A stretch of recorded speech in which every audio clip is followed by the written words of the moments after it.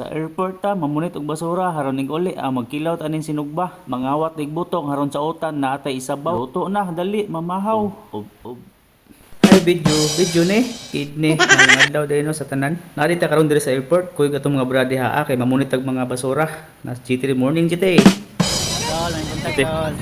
Timing pug kada pag-abuta kay humana gid sila ali pangulit ka sa mga basura kay gikan mamgud ko ani sa duty mo anong late pag diri. Pero at least nakaabot og nakaapas. Asam nang airport dai sa Ninoy Aquino. Dili ra pud ni sa Bohol no. Mao di anyo airport sa Bohol mga tol. Sa wala nakatultol. Sa Panglao songo. Nya karon kay naputos na diha tanang mga basura. Dalhon nato na dito sa tuwa. Dito na lang nato na daoban para mausara. Pwede ra pud na ilubong kay plastic ra ba? Unsay plastic? Imong amiga ba? Gainers. Tulo ra dai ni ka motor diri amo ang dala. Nasigo ra man pud mi sikit-sikit ra gud kay porti ra pad namong gagmaya ug mautong naabot ta dayon mi diri sa moa. Ilaham din ni Brad kuha. Ug diri na mainit na pud mi diri dapita kay naamgo ni suroy nga lunggay pandesal. Nakapamainit kita. Buta. After sa Brad ko transfer ta lang Brad GT, dalo to ning basurang atong napalit aw napunit ato dito nato ni sangit, dito nato ni daoban para impas tanan. Joke lang, sinigang.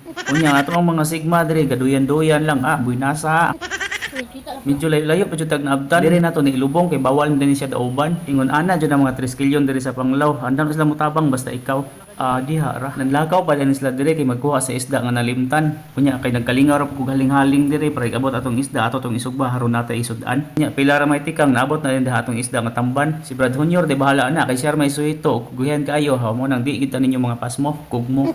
Gay uniform kay kog security di dapita kay dito ra man ko diri sa ilaha wa na ko ni uli sa moa. Gikan pa betag duty haron makatigom ta di natay kapalit impe.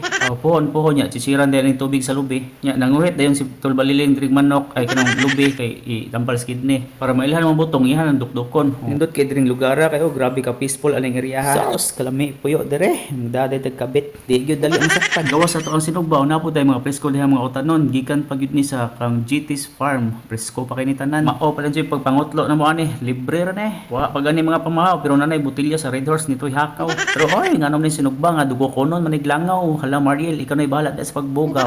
Pero kani si Brad Baliling suwito kani sa pagkudkud mo kagud ni taman mo gabi mo nang PM na mo niya kung kinsa to'y ganahan magpalubay.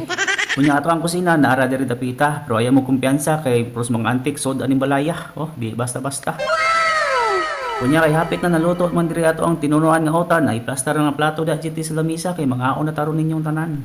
O dara tinunuan nga utan libre ni tag 30 ang takos. Sarisa na nig buwad og ginamos oy pasayloang bahaw. Pero way lain makapadagana ani post ano ning daghan kay sili pagkalable. Alright na plaster na ang tanan sa lamisa. Unsa matundugayan hab-hab na ta. Basta kaon lagi paspas kayo. Ana man na turog sugo Sumora to salamat kayo sa paglantaw ani nga video. Hinaot nga nangaon na pud mo buyers something. Di mo na kailangan pa ito'y sabihin pa nang mayroong nagbago sa loob ng